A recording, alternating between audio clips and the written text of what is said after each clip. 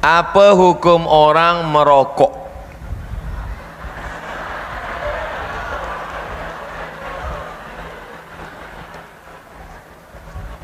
Ini bukan fatwa Abdul Somad. Abdul Somad bukan ulama. Abdul Somad hanya membacakan fatwa ulama sahaja. Pertama, Mufti Mesir Syekh Ali Jum'ah, kata Syekh Ali Jum'ah, Mufti Mesir, rokok haram. Mufti Mesir satu lagi, Syekh Nasr Farid Wasil, kata Syekh Nasr Farid Wasil, rokok haram. Mufti Saudi Arabia, rokok haram. Saya tak tahu di Sabah rokok haram ke makruh. Ustaz Abdul Somad merokok, saya tak merokok. Itu fatwa ulama. Adakah ulama yang memfatwakan makruh? Ada. Sebab kata dia di Quran tak ada ayat menyebut ya ayyuhalladzina amanu inna rokok haram, tak ada. Kerana tidak ada dalam Quran, tak ada dalam hadis, tak ada Nabi cerita tentang tembakau, maka ulama berijtihad. Ulama ikhtilaf, yang satu mengatakan haram, yang satu mengatakan tak sampai pada darjah haram, hanya makruh sahaja. Nah, jadi puan-tuan pilihlah nak haram apa nak makruh. Tapi jangan gara-gara yang saya sampaikan ni ada makruh, yang dah berhenti dia merokok balik. Saya sebenarnya nak berhenti Ustaz, tapi sebab Ustaz kata makruh, saya pilih makruh je lah. Yang dah berhenti elok, sebab dia banyak memudaratkan, mudaratnya lebih besar daripada manfaatnya. Tapi saya nak cerita sikit. Ada sahabat saya namanya Al-Mukarram Al-Ustadz Luqman Syarif. Dia daripada UIA, IIU, International Islamic University Gombak. Jadi dia bercerita tentang seorang ulama. Di belakang rumah ulama ni ada pokok ubi, ada pokok tebu, ada pokok cabai, ada pokok tembakau. Suatu malam datang, dia duduk kat kampung, maka suatu malam datanglah babi, khinzir, datang khinzir. Pagi dia buka jendela tengok, habis tebu, habis cabai, habis kacang, habis ubi, semua tak ada. Yang tak dimakan babi khinzir hanya tembakau. Rupanya khinzir pun mengharamkan tembakau.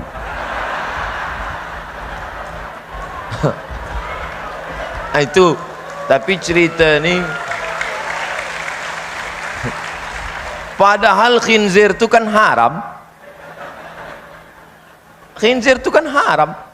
Yang haram pun mengharamkan tembakau. Jangan sakit hati, saya cerita je. Hukum merokok, saya pribadi ya, kalau saya pribadi, kalau berbeda pendapat ya saya hargai, silakan saja, tapi saya pribadi mengatakan haram. Haram saya pribadi. Kalau antum percaya dengan saya, ya antum tinggalkan rokok, tinggalkan. Apa dalil yang menjadikan? Tolong sampaikan pada saya saja bukti satu saja yang menguatkan pada saya bahwa rokok itu bisa halal. Halal itu kan artinya nggak ada masalah, hilal muskilah, nggak ada masalahnya, tidak menimbulkan masalah, tidak madarat, tidak melanggar unsur yang bisa menyebabkan jatuh hukum-hukum yang sifatnya kemudian mencegah dari keburukan. Baik, mencegah dari keburukan, segala yang halal pasti baik. Baik dari segi hukum, baik dari manfaat, baik untuk kesehatan kalau itu makanan, baik untuk fisik kalau itu pakaian, baik untuk kehidupan kalau itu sekitaran dalam kehidupan kita. Sekarang persoalannya, tolong tunjukkan pada saya di mana sisi baik rokok yang dipandang secara objektif itu baik. Mana baiknya? Kalau rokok itu baik, antum boleh nggak anak antum yang 5 tahun dikasih rokok? Katanya baik. Antum sih nggak membolehkan anak antum merokok. Kenapa antum merokok? Bikin. Dan antum sepakat bahwa rokok itu kan ada racunnya. Di dalam rokok itu ada sesuatu yang berbahaya. Antum yang merokok, masya Allah, menebarkan juga racun untuk orang lain. Dan penghisap itu kan lebih banyak ya negatifnya dibandingkan dengan perokok aktifnya. Perokok pasif itu lebih berbahaya. Dan sudah banyak penelitian di situ. Maka kalau saya pribadi mengatakan rokok haram gitu kan, jangan membunuh jiwa sendiri dengan keadaan yang demikian. Kalau antum masih mau mengambil yang lainnya, ya itu terserah antum pribadi. Ya, tapi kalau antum bisa merokok misalnya sampai malam ini, saya katakan pada antum, kalau antum mencintai kita semua, berhentilah antum merokok, simpan. Ya, setiap antum merokok, masya Allah, setiap mau merokok, antum bikin kotak aja dulu. Kalau bisa kotak kayak akuarium, simpan. Ya, terus kebiasaan antum merokok, Begitu kemudian ingin beli rokok, antum ganti bismillah, masukkan ke akuarium itu. Bismillah, masukkan lagi. Bismillah, setiap mau merokok, berlindung kepada Allah, ya Allah jauhkan saya, Allah dari rokok jauhkan saya. Minta, bertekad, tapi konsisten. Ya, begitu uang siap diberikan, masukkan akuarium, masukkan akuarium. Lihat dalam setahun. Begitu setahun bisa beli motor antum. Buka akuariumnya, antum lihat. Ternyata kebiasaan merokok itu ketika antum simpan, hasilnya bisa bermanfaat lebih untuk antum. Ya, jadi saya mohon kepada antum semua, kalau merokok lebih baik berhenti saja. Kalau ada pendapat lain, itu pendapat masing-masing. Tidak harus dan saling berselisih di situ. Jelas ya? Ustadz nggak merokok aja, nggak tahu caranya merokok. Ya memang saya nggak merokok, kan? Apa yang mau dipaksakan di situ? Para ulama. Kalau ulama dulu, kita kembali kepada ulama abad keempat. Itu mengatakan rokok itu sunnah. Baik. Jadi fatwa abad keempat dinukil para ulama. Karena apa? Belum terbukti, dan cara merokok pun masih sangat sederhana. Belum ada pabrik rokok yang besar itu, paling hanya orang per orang dan sebagainya begitu. Dan kenapa? Karena kalau lagi ngerokok itu bisa menjaga perang, perbatasan itu. Kalau dengan rokok dia melek, nggak ngantuk, sehingga dianggap ini sebagai sesuatu yang untuk membantu dalam kebaikan, maka hukumnya baik, makanya sunnah dulu. Abad ke-8 banyak orang batuk-batuk, dan banyak akhirnya para ulama mulai berubah menjadi hukum makruh. Itu abad ke-8 mulai menyebar namanya rokok dan tersebar di sana sini. Abad ke-8 makanya banyak orang ketahuan setelah ngerokok banyak yang batuk-batuk, akhirnya makruh. Jadi bertahap. Jadi ini fatwa tahun berapa yang kita nukil kan begitu, sehingga ulama yang membaca fatwa lama mengatakan rokok adalah makruh. Akan tapi lihat, orang akhir mutaakhirin menilai dari rokok ini adalah dengan ahlinya. Bukan urusan rokok saja, mohon maaf. Kalau urusan rokok ini memang ada istilah kecanduannya. Bukan urusan rokok apa saja, segala bentuk yang dikonsumsi oleh seseorang, jika sudah divonis oleh ahlinya, dalam hal ini adalah dokter. Kalau dokter mengatakan itu membahayakan, langsung fatwa ulama harus ikut dokter. Saya pernah membuat contoh. Kalau ada di sebuah hutan, perhutani berkata, para pengunjung dilarang masuk hutan untuk sementara. Karena apa? Tiba-tiba terbukti di hutan ini ada berapa ratus harimau yang baru beranak nih. Kalau lihat manusia langsung nerekam. Ini yang ngomong siapa? Perhutani. Kalau yang ngomong Buya Yahya jangan didengar, karena saya tidak pernah masuk hutan. Tapi kalau berhutani haram kita melanggar, maka fatwa ulama mengatakan haram masuk hutan, karena sudah dibukti, dikasih tahu sama penjaga hutan bahwasanya di sini banyak harimau yang buas dan membahayakan. Kalau anda masuk lalu dibunuh, anda bunuh diri. Karena yang ngomong berhutan. Urusan rokok yang ngomong mohon maaf dokter dan bukan saya. Saya tidak ikut-ikut urusan rokok, mohon maaf. Saya tidak pernah punya laboratorium, saya tidak ngerti urusan rokok, saya tidak mau. Hanya saya tanya ahlinya urusan kesehatan. Tanyakan kepada dokter, tanyakan kepada medis, apa kata dokter. Minta rekomendasi 10 dokter yang ahli mengatakan rokok adalah ada vitamin apanya atau buat sehat. Ini kita perlu jujur dalam berfatwa, dalam menyampaikan fatwa. Ulama ahlinya dalam hal ini, anda fas'alu ala dzikri in kuntum la ta'lamun, perintah Al-Quran. Tanyakan ahlinya, dan ahlinya adalah para dokter. Biarpun dokter yang rokok tuh diam-diam ngomong rokok tuh membahayakan loh ya. Dia sadar, dokter lo kamu rokok, iya nih saya itu susah meninggalkan rokok. Tapi bahaya enggak? Ya, bahaya sih, bahaya. Coba, ini dalam hukum itu sebenarnya sederhana. Tidak usah kita sok jadi dokter. Saya tidak perlu jadi seorang dokter lalu nggak usah saya Al-Bahja akan mengeluarkan fatwa kalau sudah punya laboratorium. Oh, sampai mati ini saya tidak punya laboratorium. Cukup saja tanyakan apa kata dokter. Setelah dokter mengatakan, lalu distempel di setiap rokok membuat kanker, membahayakan dan sebagainya. Itu bohongan atau beneran kira-kira? Dalam dunia bisnis gak mungkin itu bohong. Dunia bisnis harus dihapus. Mungkin kalau dunia bisnis untuk mempromosikan rokok menguatkan apa begitu misalnya, harus begitu kan? Tapi malah sebalikannya. Itu bukan main-main, bukan saya yang ngomong. Yang punya rokok pun juga ngomong kok, masa? Yang punya rokok tuh ngomong itu. Itu kan yang nulis yang ngomong rokok. Saya lebih patuh dengan yang ngomong rokok itu sama dokter, selesai.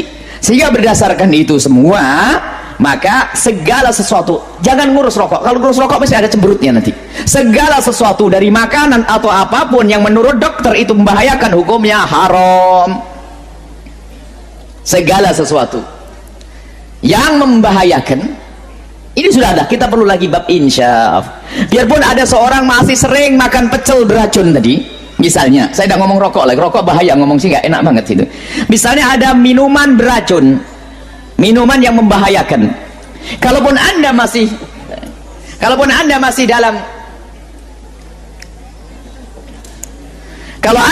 dalam kubang keharaman itu, cukup minta mohon, minta ampun kepada Allah dan sebagainya. Selesai. Bertahan, jangan membela lalu cari fatwa yang lainnya. Adapun bagaimana tentang fatwa ulama tentang kemakruhan rokok, itu juga fatwa yang tidak salah karena dinukil dari fatwa lama. Orang akhir zaman mengambil fatwa lama, sebab dalam berfatwa sendiri ada bagiannya masing-masing.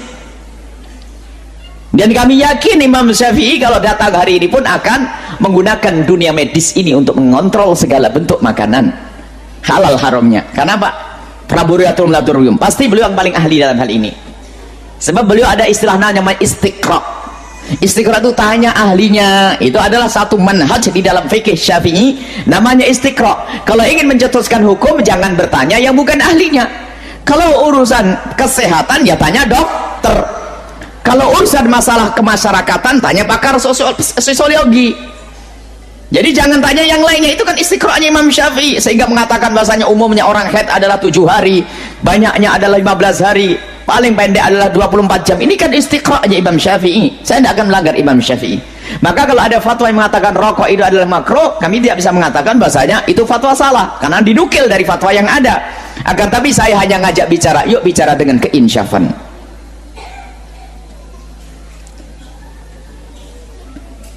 Kalau anda tidak insyaf, besok insya Allah ada satu rombongan yang menghadiahkan rokok kepada anda, mengajari anak anda yang umur 5 tahun diajari ngerokok. Mau enggak?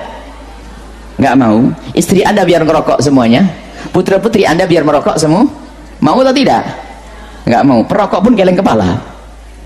Kita perlu ini yang kita bahas, istafti qalbak, tanya hati kecilmu, perlahan berusaha untuk berubah perlahan. Dan alhamdulillah kita menemukan orang yang banyak berubah, yang semula ngerokok dan sebagainya perlahan berubah. Harus kita ini insyaf, itu sadar. Dan bukan fatwa saya, makanya kalau ulama yang mengatakan rokok haram, dia juga punya dasar. Ulama yang mengatakan rokok adalah makruh, ada dasar. Ulama-ulama terdahulu. Tapi ayo kita belajar ilmu insyaf yang sesungguhnya. Apa sih hakikatnya rokok itu? Berbahaya atau tidak? Selesai. Nggak usah berhujah, katanya rokok memperpendek umur. Oh, itu mbah saya ngerokok umurnya 90 tahun nih. Mulai ada kesombongan. Cukuplah, oh iya begitu ya, memang kata dokter membahayakan. Selesai. Dalam berhujah ini adalah musibah berat. Dan ingat, bagi yang sudah tidak merokok, ya jangan serta-merta mencaci maki orang yang masih merokok. Kemana-mana rokok haram, sampai sumpah akhirnya dipanggil ustadz rokok. Gara-gara setiap majelis ngomong rokok haram. Saya punya salah satu orang yang saya kenal, satu kampung itu ternyata Pak, anak orang yang saya kenal itu adalah Buya kenal dengan ustadz ini. Oh iya, itu kawan saya. Oh itu ustadz rokok. Loh kenapa? Setiap di majelis ngomong rokok haram, kayak tidak ada ceramah yang lain lagi. Jadi orang pada tersinggung, rokok haram. Sehingga gara-gara sering ngomong rokok haram, dipanggil ustadz rokok. Semuanya ada pada tempatnya. Dan saya minta maaf kepada yang masih merokok. Yang masih merokok di majelis ini saya doakan insya Allah sehat, seger, buger, dan cepat berhenti ngerokok enteng. Amin. Insyaf ini nggak usah pusing-pusing, nggak usah cemberut oleh kiri kanan. Tinggal insyaf insya Allah. Nggak usah pakai hitungan ekonomi. Wah kalau dihitung rokok nanti 3 tahun saja naik haji. Oh ini saya nggak ngerokok tetap fakir. Nggak usah urusan itu ini. Orang fakir nggak ada hubungannya dengan rokok dan tidak merokok. Biasanya ada berhujah, itu adalah kesombongan. Sudahlah, selesai. Mengapa hukum rokok ada yang bilang makruh, ada yang bilang haram? Mana yang benar? Menurut anda kira-kira gimana? Coba, begini, saya pernah ceritakan itu hari. Ada seorang guru di Saudi, saya ingatkan kembali, berdialog sama seorang syekh. Syekhnya dibilangin sama guru ini, guru sekolah ya, dia berpendidikan, dia bilang, syekh kenapa anda mengatakan rokok itu haram? Apa sebabnya? Sementara dalam Al-Quran tidak ada dalil menyebutkan rokok secara khusus, nggak ada. Kenapa harus dibilang haram? Kata syekhnya, kau makan apel? Dia bilang iya. Kau makan jeruk? Iya. Baik. Ada nggak disebut dalam Al-Quran apel sama jeruk? Dia bilang tidak ada. Baik, itu tidak ada, tapi boleh dimakan. Kenapa? Karena masuk dalam umumnya firman Allah, Allah menghalalkan semua yang baik-baik dan Allah mengharamkan yang khaba'ith, yang buruk, gitu kan? Jadi ulama mengeluarkan kaidah semua yang baik maka halal, semua yang buruk maka haram. Semua subhanallah yang haram itu pasti berefek tidak baik, gitu kan? Lalu dia bilang, tapi setahu saya tidak buruk karena saya merasa nyaman-nyaman saja, gitu kan? Saya merokok, saya percaya diri, saya nggak ada masalah. Ya orang mau mengatakan badan saya bau, baju saya bau, mulut saya bau, itu perkataan dia, tapi saya merasa nyaman-nyaman saja, nggak ada masalah, gitu kan? Berarti bisa saya katakan itu thayyibat, berarti baik ini buat saya. Dari mana tolok ukurnya ini baik atau buruk? Kata syekhnya, baik. Kalau kamu mau lebih dalam lagi, sekarang saya tanya, kata syekh, kalau kamu pulang ke rumah habis ngajar, kamu temukan istri kamu lagi pegang rokok, anak kamu lagi pegang rokok, kamu biarin atau kamu larang? Kata gurunya ini, saya larang syekh. Kenapa kamu larang? Dia bilang karena itu tidak baik. Nah, ini masuk dalam jawaban kamu sendiri. Kalau baik kamu biarin mereka merokok, beliin kalau perlu, sama-sama rokok ngepul di situ, gitu kan. Tapi enggak ternyata, gitu kan. Jadi lebih baik ditinggalkan, gitu. Jadi jangan berdalih kalau salah dan tetap dilakukan, akuin kesalahan. Itu poin penting. Ini enggak, sudah salah membela, ini masalah ini. Enggak boleh, jadi terus menerus. Kadang-kadang subhanallah ada orang juga supaya dia tetap dalam mempertahankan kesalahannya, mencari orang yang lebih buruk, gitu kan? Ada pernah orang bilang sama saya, Ustadz saya baik Ustadz, kayak sholat saya masih jaga sholat maghrib, teman saya dan tidak sholat sama sekali. Jadi patokannya yang lebih buruk, supaya yang dia tinggalin 4 waktu sholat itu mending, nggak apa-apa gitu. Bukannya dilihat orang yang sholat lebih banyak, ini nggak boleh sebenarnya, gitu kan? Allahu alam. Jadi kalau kita lihat, kalau dikatakan memang kategori ulama di Indonesia, kalau di Timur Tengah saya nggak pernah temukan ada ulama menghalalkan rokok. Di Indonesia ini karena kiai kita terlalu murah gelarnya, ayahnya kiai, anaknya jadi kiai, bisa ceramah berapa kali atau pulang haji jadi kiai juga. Ini luar biasa ini.